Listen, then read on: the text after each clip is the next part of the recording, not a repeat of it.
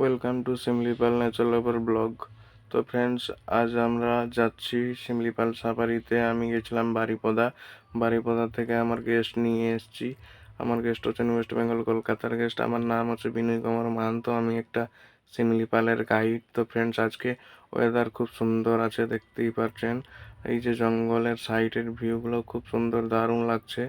তো ফ্রেন্ডস, আজকে আমরা শিমলিপাল পিঠাভাটা এন্ট্রি গেটতে ঢুকবো। আমি আমার বাড়ির কাছে ছকে পৌঁছে গেছি। এখান থেকে একটু জল, কেক, বিস্কুট নিয়ে যাব, কারণ জঙ্গলে 50 কিলোমিটার মতন দোকান বাজার পাওয়া যাবে না, মিডিলে গিয়ে পাওয়া যাবে। তো জল ফল নিয়ে আমরা এন্ট্রি গেটে পৌঁছে গেছি, এন্ট্রি করে নিয়েছি। এই যে জঙ্গলের ভিউ, জঙ্গলে যেতে যেতে কোর এরিয়া ভাজানতে সাম্বার ডিয়ার দেখে নিয়েছি। যে সাম্বার ডিয়ার সব নুন মাটি চাটছে, পাতা খেয়ে খেয়ে এদের টেস্ট চলে যায়, তো তার জন্যে এরা নুন মাটি চাটে। তো ফ্রেন্ডস, আমরা সাম্বারডিওর দেখার পরে আবার গাড়িতে বসে আগে চলে গেলাম। আগে যেতে যেতে একটা পাহাড়ের টপতে চলে গেছি। এই যে টপ থেকে নিচে নামছি, রোডটা খুবই ভয়ঙ্কর। এখানে কিন্তু আপনার নিজের গাড়ি নিয়ে যদি আসেন তো চালাবাটা খুবই কষ্ট। আর যদি পুরা পাক্কা ড্রাইভার, তাহলে চালাতে পারেন, আর নাহলে ড্রাইভার নিয়ে আসতে পারেন। আর নাহলে যদি জঙ্গলে ঘুরতে খোঁজ চান, তাহলে আমার সাথে কন্ট্যাক্ট করুন। এই যে নাম্বার দিয়ে দিয়েছি, আমার বাড়ি এখানে। আমি একটা শিমিলিপালের গাইডও ড্রাইভার করি। তো রাস্তার মাঝখানে একটা যেতে যেতে আমরা মোড় দেখে নিয়েছি, একসাথে দুটো। আবার আসছে একটা, নামছে বাম দিক থেকে। খুব সুন্দর লাগছে। এই যে ওয়েদারে, তো ওয়েদার মেঘলা ওয়েদারে আগে এরা সব ডান্স করে, খুব সুন্দর। শিমলিপালে অ্যাকচুয়ালি লোকে বলে অ্যানিমালস নেই, খুবই অ্যানিমালস আছে।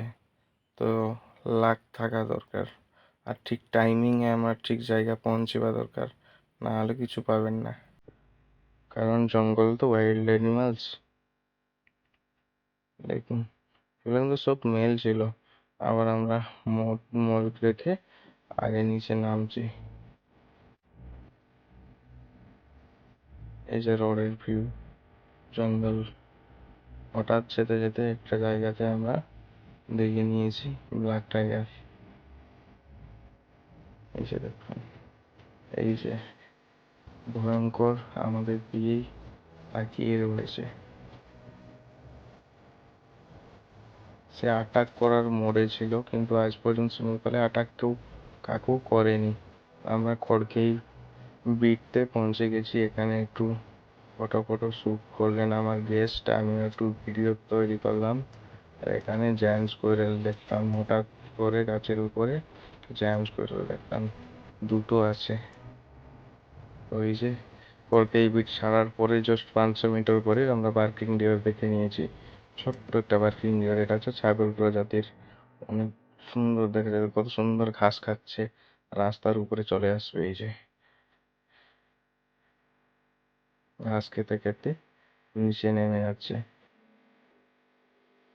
এগুলো কিন্তু একাই থাকে, এবার গ্রুপে থাকে না। হরিণগুলো গ্রুপে থাকে। স্পটেড ডিয়ার যেটা, এই যে ট্রাইবাল ভিলেজ, আদিবাসীদের গ্রাম। আগের মতন কিন্তু আদিবাসী আর নেই, একটু ডেভেলপ হয়ে গেছেন, তাও খুব সুন্দর লোক। এই যে গ্রামের ভিউ,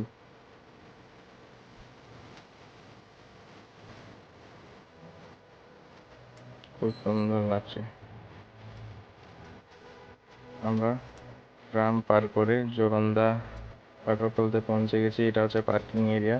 পার্কিং এরিয়াতে গাড়ি পার্ক করে দিয়েছি। এই যে আমার একটা বন্ধু চলে এসছে। এই যে পেছনে আমার গভর্নমেন্টের গাইড রয়েছে। এই যে বাঘে নোটিশ দিয়ে দিয়েছে। এটা এটা হচ্ছে জোরন্দা ওয়াটারফলের ভিউ। জোরন্দা ওয়াটারফল দেখে আবার গাড়িতে বসে পরে পানির দিকে রওনা হয়ে গেছি।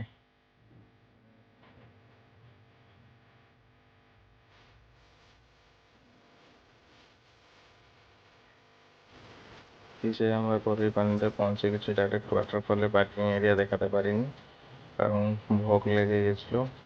হোটেলে যেতে হবে।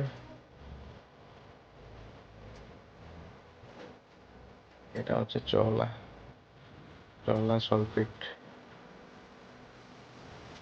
Sambar deer, spotted deer, barking deer, এখানে সব রয়েছে।